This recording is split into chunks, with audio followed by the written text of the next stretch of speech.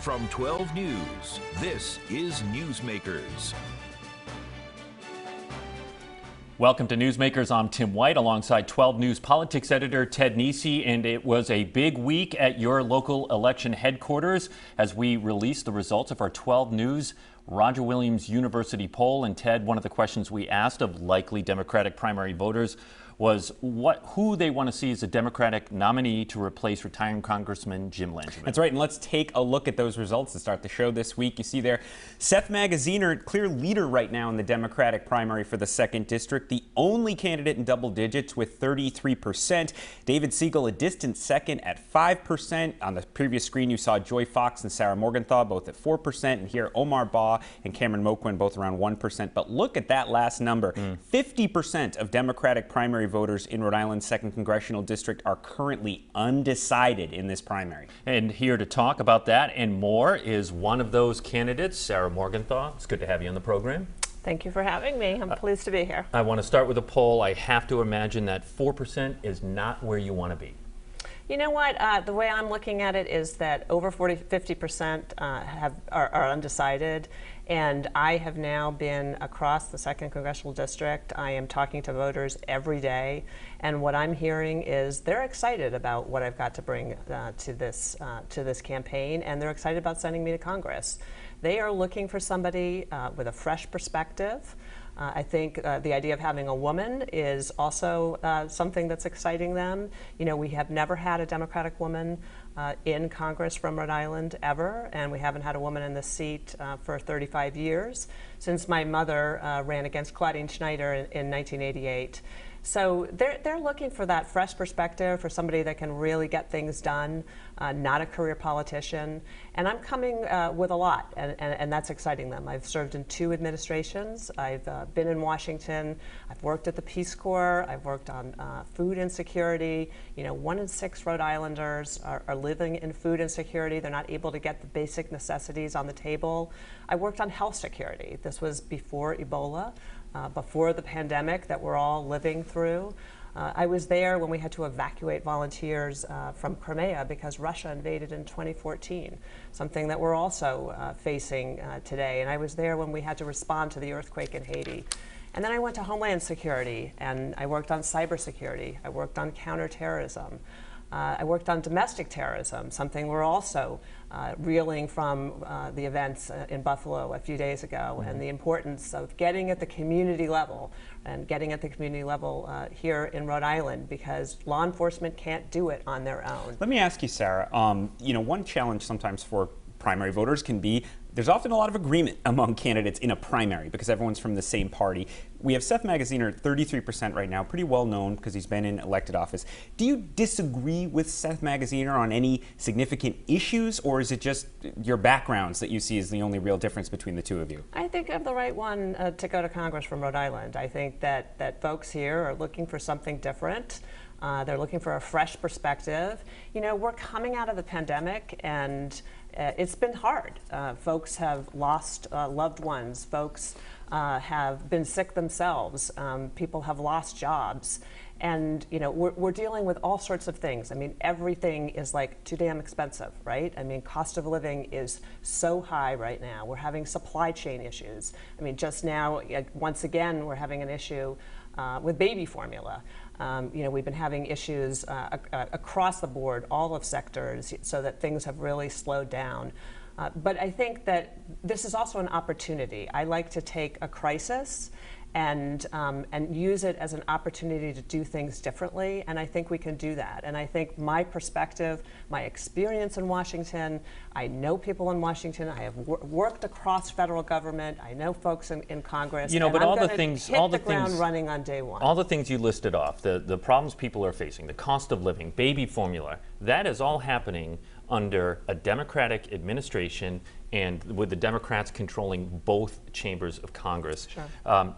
Do you feel that your own party has been slow to respond on all those issues, and particularly with inflation and cost of living, that they bit off more than they could chew when it came to the COVID relief money that was spread out in, you know, trillions of dollars? You know what I would say to you on that is that the issues that I've worked on actually have been in many ways devoid of partisan politics, and that's the way I do things. So, you know, I worked on food insecurity. I get that. We've heard your Sarah, we've heard your biography. What I'm asking is if you think the Democrats have really been, again, slow to respond on these issues. Reflect on your own party here. You know what I'm also hearing when I talk to folks across the district is that how do I cut through the bureaucracy, right? So, you know, I talked to somebody at the head of the Manufacturing Association. You know, I've been at Quonset and I've heard, the great things that they're doing there. I was in Exeter last night. I was in Block Island where they were dealing with, tourism and the ebbs and flows of summer and winter and how to deal with that. And what they're saying to me is, how do we cut through the bureaucracy so that we can get the federal resources? And that's what I'm being elected to go to Congress to do. I'm going to be the congresswoman that's accessible and that's going to deliver for them. All right, go ahead, Ted. Accountable and accessible. You worked hard to elect Joe Biden. And when you stuck by him in the darkest days of his campaign, and right now we see his approval ratings down. In our poll, only 40% of Democratic primary voters in your district in this race want to see him reelected, running again. Inflation soaring. What do you think went wrong? Because voters will hear your biography, they'll say, but it doesn't sound like she has any concerns about how we got to this place. She's just talking about her background. But what about the votes people now in Congress have taken? I want to deliver for the people in the 2nd Congressional District. That's what I want to do. So I want to go to Washington. I have the experience on the issues that are important to people here. I have that fresh perspective. I have a reputation for getting things done, and that's what we have to do. Don't we ignore history at our peril? I mean, you keep looking forward, and I appreciate that. But you're dodging the question on what culpability the president has in the party, your party has in this. I think we have to look forward. I think we have to have some hope that we're going to come out of this, that we're going to get cost of living down. I mean, people are hurting. Things are too expensive.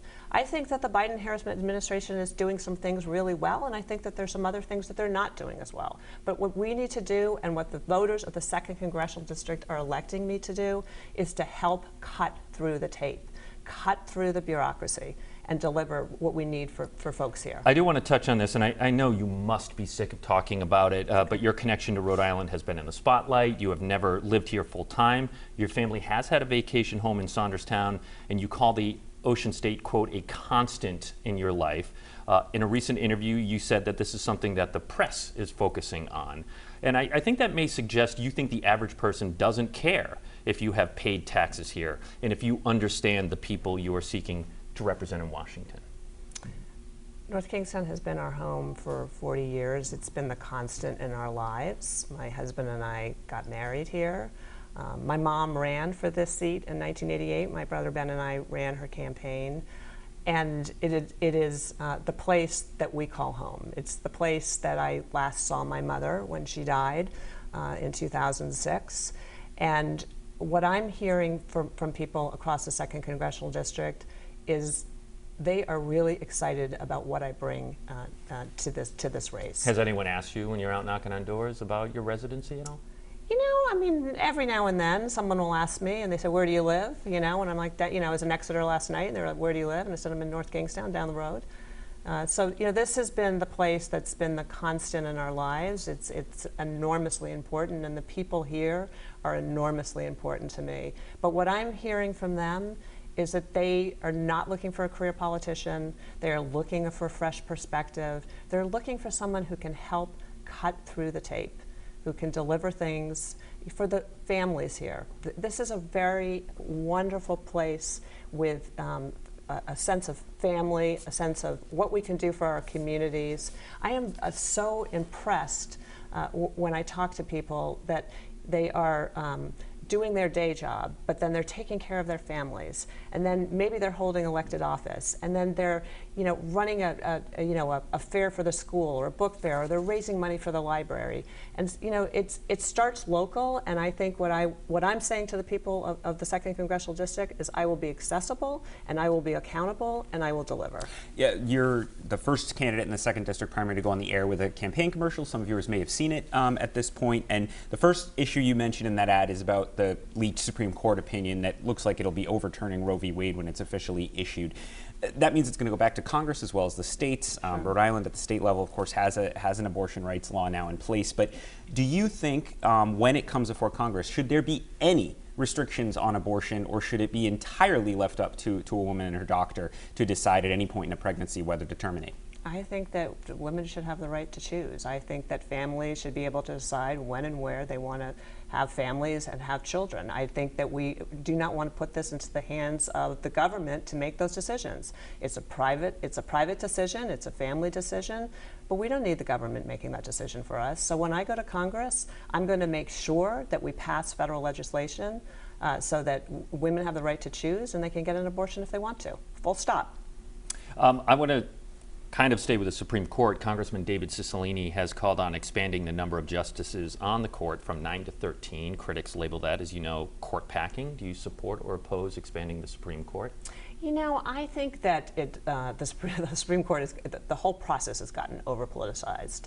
And I don't think it's time really to think about whether we want to add more justices. I think if we start to do that under one administration, then we may have to pay for that under another administration, and I think the whole thing has become over-politicized. I think what I want to do as a member of Congress is pass federal legislation so that we don't have to worry about what the Supreme Court does. Last question, and we only have about 30 seconds left, Sure. so this will require you to look back, but which Rhode Island U.S. House member, current or past, do you most admire? Probably John Pastore. Why? You know, I think he was a I think man. he was in the Senate. Was he in the House? Oh, you want the House? A House, yeah, Oh. that's a job you want.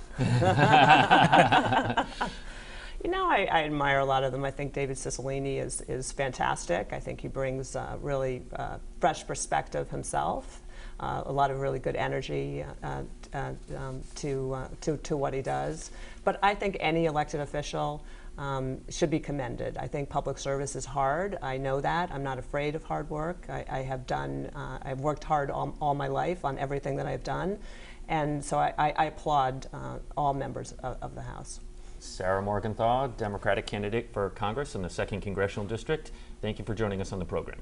You're very welcome. Thanks. All right, when we come back, a complete breakdown of our exclusive poll, including where the governor's race stands in the primary. Stay with us. You're watching Newsmakers.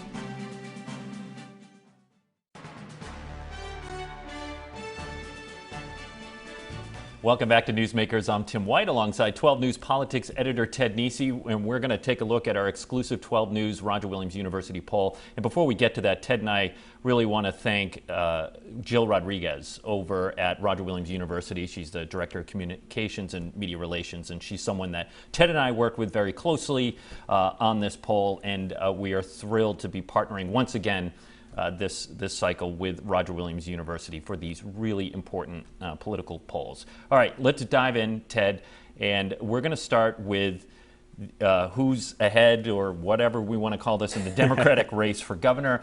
Let's take a look. 400 likely Democratic primary voters were asked if the election were held today, who do you like? 25% of voters would choose Dan McKee, 23% Nellie Gorbea, followed by Matt Brown at 7%. Then we see Helena Foulkes at 6%, Luis Daniel Munoz at 2%, but really a big number there.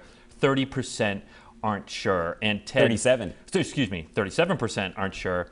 If you're McKee and Gorbea, you'd be happy, you are happy to be in double digits, but when we were conducting this poll, not a single Democratic candidate for governor was doing any paid media, so no television commercials, as you will. At this stage, it's less about policy initiatives, right? And it's always about name recognition. Yeah, I mean, I don't think most viewers, you can tell me, folks, email me after the show, but I think most people don't know a lot about Foulkes in particular, as well as Munoz maybe, though he did run last time. And whereas McKee and Gorbea have been in elected office now for since 2014, they were both elected, one lieutenant governor, one to the Secretary of State's office. I mean, that is a tight race, 25-23, that's within the margin of error. And, you know, we've been talking this week, this race has been slow to get going in a lot of ways. You know, there was only been one forum with all the candidates. Foulkes just this week became the first one to go on the air with TV ads.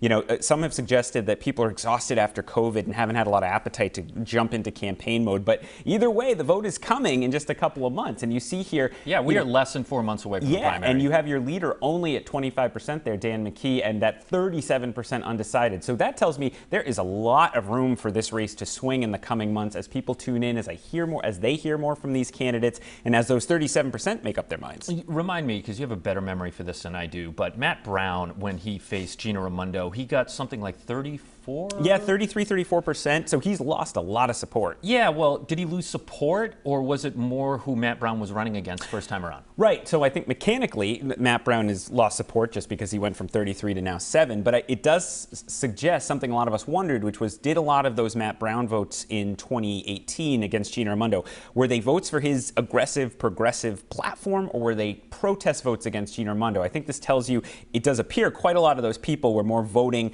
against Raimondo than being, diehard Matt Brown supporters. So he has a lot of work to do with less money than any of the other candidates, with the exception of Munoz. So, I think every one of them has, a story they can tell about, how they're going to get to the finish line here, but they also all have a lot to work to do. Being an incumbent has its perks, of course.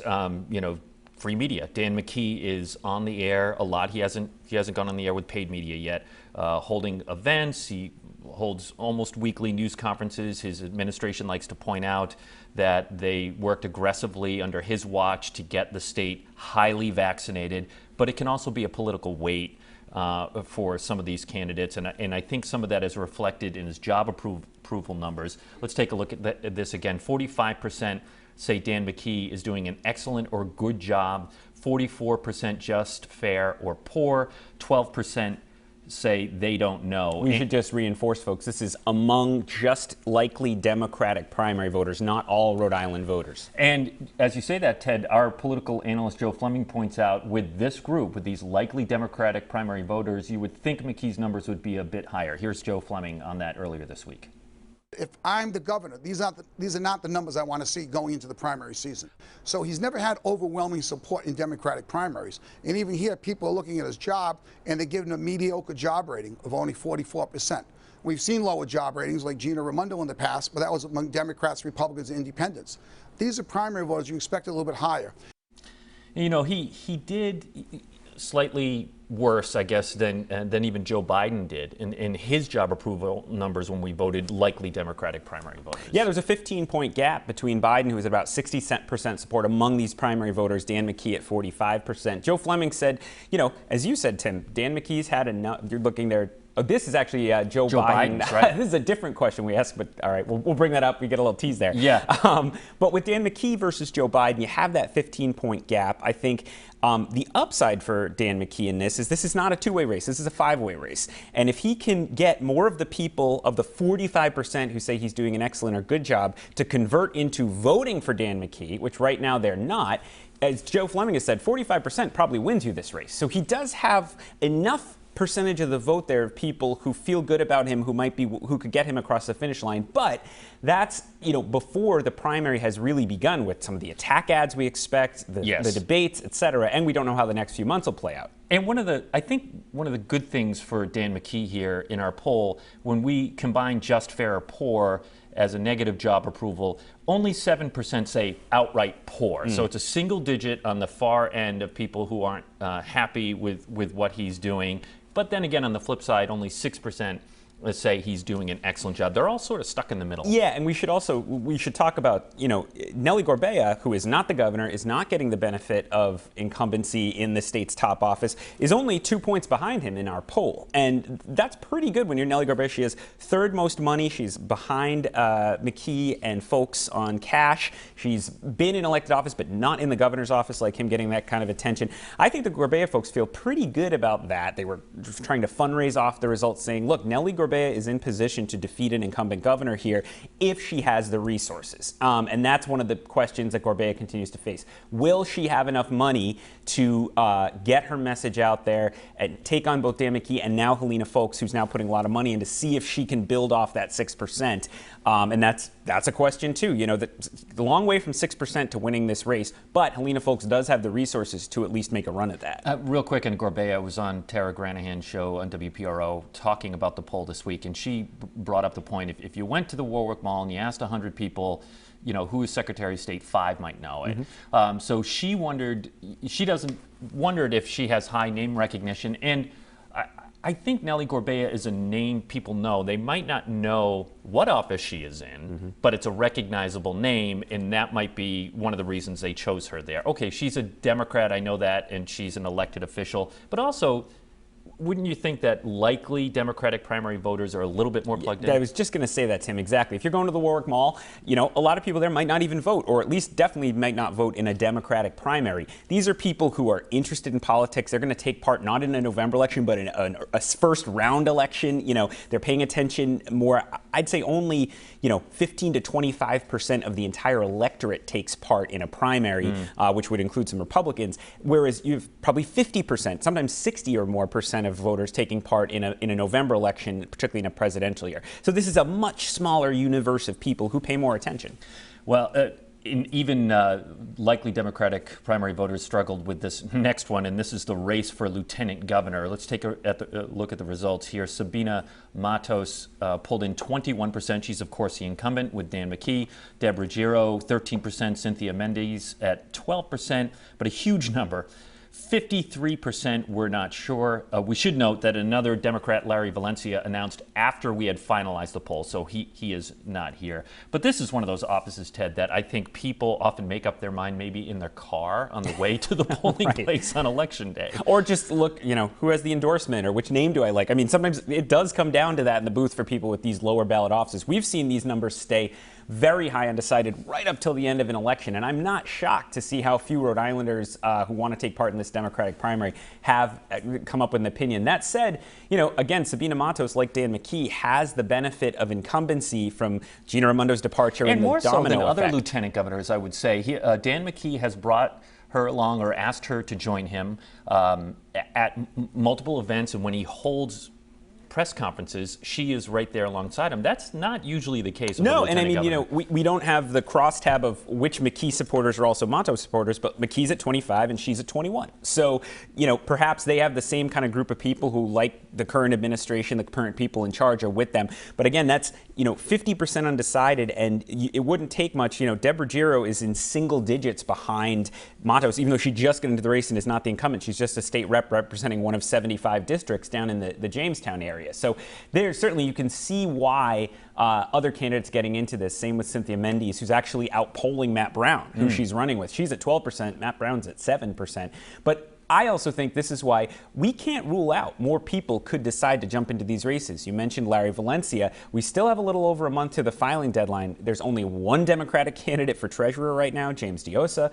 I have no doubt that race has a high undecided, though with him being the only candidate, maybe he's pulling a significant amount. Hence the reason we didn't poll it. Exactly. So I just think, and you even have high undecideds in, the governor's race, which is high profile, 37% undecided, 50% as we showed at the top of the show in that second district. I just think voters have not tuned in, and I think a lot of people really are exhausted from the last couple of years and maybe just have not been thinking a lot about politics, and now we head into the summer. All right, let's quickly look at that second congressional race. Once again, as Ted said, we talked about it at the top of the show, but here are the results. 33% going to Seth Magaziner, followed by Joy Fox, Sarah Morgenthau.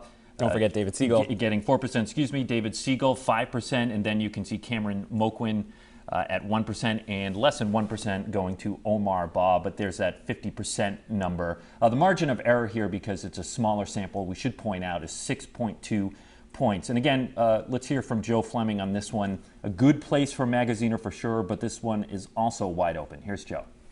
The big winner in CG2 is undecided. 50% of the voters said they are undecided on who they're going to vote for in this race. Seth Magaziner is receiving about 33% of the vote. Everybody else is in single digits. The question is, how solid is those third? Are some of those people saying I'm voting for him because he's the name I know, or are they rock solid and they're not going to change off voting for him? Okay, that's Joe Fleming on the second congressional race. And Ted, we have less than 2 minutes left here, so I really want to talk about one of the questions here we were excited about in the poll because, again, looking at likely Democratic primary voters, we asked how people felt about Joe Biden and if he should run again in 2024. And let's bring up that graphic. As you can see, 41% would choose, I guess would be open to someone else as a Democratic nominee. 40% would choose Biden. 17% aren't sure. I was pretty surprised by this when you consider we were asking, people who are going to vote in a Democratic primary. Yeah, this is a Democratic-leaning electorate. Democratic voters and independents who are more likely to pill a Democratic ticket. I think that is a rough number for Joe Biden. Yes. As Joe Fleming, our pollster, likes to point out, those people are not saying they wouldn't vote for Joe Biden if he's on the ballot, but they're saying, if you ask me, would I like another option, I'd like to go with another option. I think the Democrats need to put someone else up. To only have 40% of people who lean Democratic saying they want the president running for re-election only 2 years in, not a great number. And I think that speaks to the issues we were talking about with Sarah Morgenthau. Inflation, questions about Biden's age. He's going to be 80 in November. He would be 86, I believe, at the end of a second term. People don't always like to talk about that, but plenty of Democrats are talking about it behind the scenes. Minds. Sure, yeah, absolutely. And so, there have been reports Biden's going to really think hard about this after the November midterm elections and make a decision. But on the other hand, it's easier to unify around an incumbent, so there will be pressure on him to run. We have an interactive page on our poll on WPRI.com, built by our own Eli Sherman, so don't miss that. For Ted Nesi, I'm Tim White. We'll see you next week on Newsmakers.